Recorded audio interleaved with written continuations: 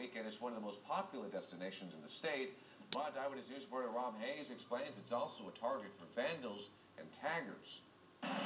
The beauty of the Angeles National Forest is pretty easy to recognize, but take a closer look and you'll also recognize the telltale signs of the big city it bumps up against. The graffiti, the litter, and the frustrations they create. Cups, food, a lot of trash. If you're at home, you wouldn't leave your house like that. So that should apply here too.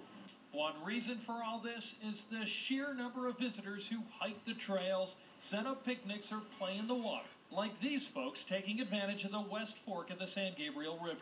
Each year, more than 3.5 million people move through the Angeles National Forest, making it one of the most visited national forests in the country, getting more visitors than Yellowstone National Park.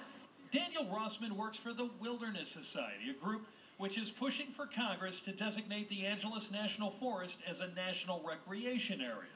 That would bring in additional funds and workers from the National Park Service to improve facilities here and clean up trash left behind.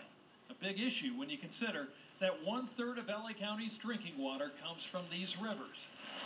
So you find things from bras to dirty diapers, so it's incredibly important that we let people know that what they're leaving in this place may end up in part of their drinking water. The Wilderness Society says one of the problems is that many of the people who come here don't realize they need to take their trash out.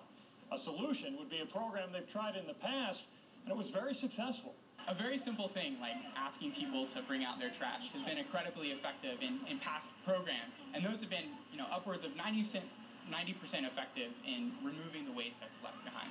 But Rossman says funding for something as basic as that just is not available, proving that keeping our parklands clean is no walk in the park these days.